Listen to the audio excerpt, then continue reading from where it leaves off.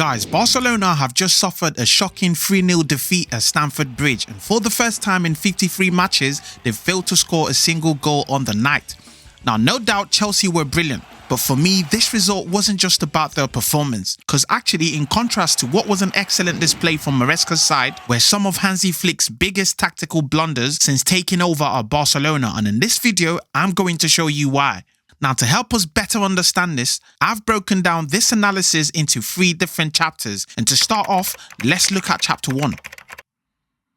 Now, as soon as I saw the lineups, I knew Barcelona were in trouble, and that was because Hansi Flick made a massive error, and that was simply down to one decision: starting this man right here in attack. This is the problem with managers sometimes. A player has one good game, and suddenly you change your entire team's shape. This was frustrating to watch, but let me explain what I mean. So because both teams started with the 4-2-3-1 formation, it was apparent that each player was going to cancel the other out. Now, off the ball, what Chelsea would do in defense was tuck into a back three, allowing Malo Gusto to move forward to pin Balde back, especially because we had no left winger in attack.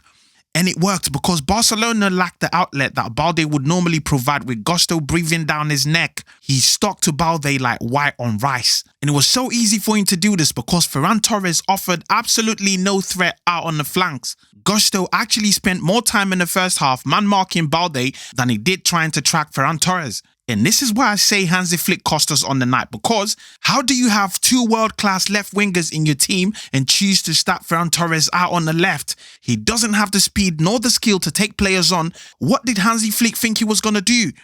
And even if you argue that he wanted an additional centre forward in attack, well, look what happens when he finally gets a chance to score. The best chance off the half. You're playing for a team like Barcelona on a Champions League night, and you go ahead to do this. And guys, I've said this time and time again, there's a reason why we got kicked out of the Champions League last season when Lewandowski wasn't available. Ferran Torres cannot lead this team to glory. He's a great substitute to fill in when needed, but it's the inability to step up in big moments that will always cost us. The truth is, when it comes to Ferran Torres, you're never certain what you're going to get. And a player like this cannot win you the biggest trophies. He just can't. But like I said, Gusto's involvement in midfield and attack proved to be very effective on the night. Barcelona's build-up was stifled. Chelsea grew into the game, and in the 27th minute, they got the opener. Now, before we go into the first goal, I want you to look at the sequence that led to the goal. Chelsea have the ball in their own half. Barcelona dropped the intensity on the high press. Look at the distance between our attacking lines. How can you play a high press without being compact? Look at Caicedo. Eric Garcia should be picking him up. This is what he did against Bilbao. But he doesn't do this on this occasion. It's too easy for Caicedo. He receives the ball straight from his goalkeeper and immediately is able to transition to attack. Now look at Fermin's reaction when Caicedo receives the ball. He's visibly frustrated because he knows you cannot play like this. Look at the distance between our 3 midfielders and Caicedo. It's actually just him against 3 of them. And he's afforded all this time and space on the ball. Embarrassing. Embarrassing, guys. Now, do you see how that sequence led to the corner kick from which Chelsea scored? Now, before we look at the goal, I want us to look at a few more sequences in midfield, because I think despite the performance against Athletic on Saturday, I don't think Eric Garcia should have started this game in midfield. I mentioned in the preview to this game that I'd rather have Marc Casado in midfield than Eric Garcia. And I know some of you might disagree, but football is about balance, not individuality. We already discussed this in a previous video. You can't play the aggression game with Chelsea. They thrive on pace and power. What we needed was control. The type of control we showed in midfield against Newcastle when we had Pedri and Frankie de Jong available. When you play Eric Garcia and Fermin alongside Frankie, you leave all the responsibility of control to Frankie, which is just too much for one player against a team like Chelsea. Eric Garcia might give you defensive cover, but he's not technical. Marc Casado is a more technical player who would have done better in Pedri's absence. And honestly, I really don't understand why Hansi Flick all of a sudden seems to have lost faith in Casado in recent games. Because last season, when Frankie de Jong was injured, Casado carried this team in midfield alongside Pedri. But when you start leaving him out of big games, it's going to affect his confidence. We just didn't have enough technical players to keep the ball in midfield, and Chelsea ran us ragged. Even when Rafinha came on, look how many situations where he had to run back into the midfield to help out and win the ball. He was visibly frustrated, and I think the midfield was the second place where Hansi Flick got it wrong, which proved decisive on the night. Now, last but not least, which is where we will discuss the goals, it's the defense. Guys, against Athletic Bilbao on Saturday, I honestly thought Barcelona had learned from their mistakes with this high line, but unfortunately, it appears we are right back to where we started, because look at this for the first goal. As soon as the corner kick is played, Barcelona's defense are already getting ready to push up. This is in your own box, it's a corner kick, and you're telling me the best you can do here is try to play the offside trap. What happened to just simply defending a corner? They don't do that, choosing to play the offside trap, and it's like Chelsea already knew what we were going to do. Because look at Marc Cucurella calling for the ball to be played in early before the defense is able to push up.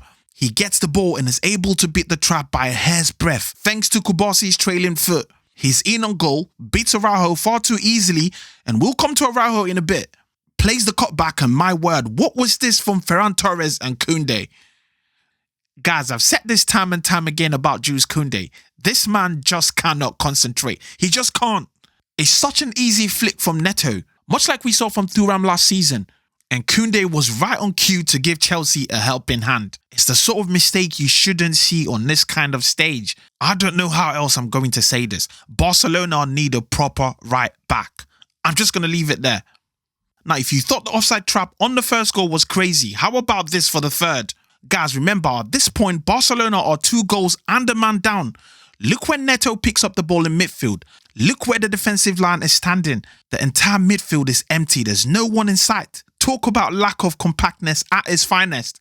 Now, when you realize there's no pressure on the man on the ball, you know you are vulnerable. You cannot play the offside trap. It's just that simple. It's a 4v2, and the 2 players who combined for the goal are actually outnumbered. But because Barcelona are naive enough to continue to push up, it makes it so easy for them. Guys, it doesn't matter if you have 10 defenders out there. As long as you play that line in this sort of situation, you are bound to concede. And this is where I feel Hansi Flick needs to be told off, because I'm starting to think he's actually the one holding these players back. Because you can see that the players know what to do, but they're kind of hesitating, caught between 2 minds if you like. Do we stick to the manager's instructions or just do what we feel is right in the moment? And in this confusion, Balde's trailing foot keeps Enzo onside, who does brilliantly to lay the pass out into the lap, and it's an easy tap in. Guys, we could have replaced Enzo and Delap with my grandparents and they would have still scored this goal. This is a shame to see this team play like this on such a massive stage. We've become the laughingstock of Europe, and it's because of the way that we defend. And we weren't done with this embarrassment in defense on the night, because I want you to observe something on Chelsea's second goal. Now, look when the ball is lost in midfield, it's the lack of defensive awareness from Balde. As soon as that ball falls to Esteval, he doesn't spot the danger. Now, guys, you have to understand, Kubasi is going over to cover for Balde, who is out of position. Your teammate is covering for you. You think there'd be some sense of urgency to get back and help out in the defense. Because look, if Balde gets back, it's automatically a 2v1 and Esteval has nowhere to go. I mean, look at a similar sequence at the other end with Lamine Yamal against Cucurella. Cucurella realizes he's got the help of his teammate Caicedo, so he's more than happy to let Lamine Yamal onto his left foot because he knows it's a 2v1. This is what Chelsea did all night to keep Lamine Yamal quiet. Balde doesn't do this on this occasion, he's just jogging back casually. By the time he realizes the danger, he then tries to hasten up, but it's already late. Esteval is already in full flow, and credit to him because this was a wonder goal. This boy is a star, take nothing away from him. And the way to stop these kinds of players is to double up on them. Otherwise, they've got too many tricks in their locker and they will hurt you. Very naive and lazy from Balde, and it's not the first time he's done this season. He's amazing when going forward, but once he has to defend, he just gets confused. And this is where he needs to improve and he will become a more complete player. Okay, now to play a bit of devil's advocate on this performance. I know everyone was saying the red card did not matter, but I think it did. I think that not for the first time in the Champions League, Araujo as a captain let the team down again. Because guys, make no mistake, if Barcelona had 11 players on the pitch, the second half would have been way different. And I know people might argue this, but we've seen Barcelona do this time and time again. 2 goals down first half, they come back in the second half a completely different side. I think that if Hansi Flick had started Rashford on the left and we had 11 players in the second half, this game would have been entirely different. First off, Gusto would have been pinned back by Rashford. Rashford would have put in crosses for Lewandowski. And then in the second half, we can take off Rashford and bring in Rafinha and take off Lewandowski and bring in Ferran Torres. This would have troubled Chelsea a lot more. But Hansi Flick played right into Maresca's hands, making it easy for Chelsea on the night. They didn't even need to be at their best to actually beat us. Really disappointing, guys. Okay, so what does this mean going forward? Well, I guess Barcelona just have one solution left. Go and download a tape of PSG's second half of last season and study it for the rest of the year, because come 2026, when we really get to the business end of the Champions League, we will need Luis Enrique's playbook. Hansi Flick needs to be more pragmatic and less obstinate, because this offside trap is a mess. Now, I'm going to do a deep dive and tactical analysis of the highline and the offside trap and how we can turn our season around. So if you do want to catch that, make sure you are subscribed to the channel, because I've got loads of great videos coming your way in December. But in the meantime, keep your head up, guys, because we are second in the league, just 1 point behind Real Madrid. And we are back at the Camp Nou for the game against Alaves this weekend. So do stay connected. See you soon, and Visca El Barça.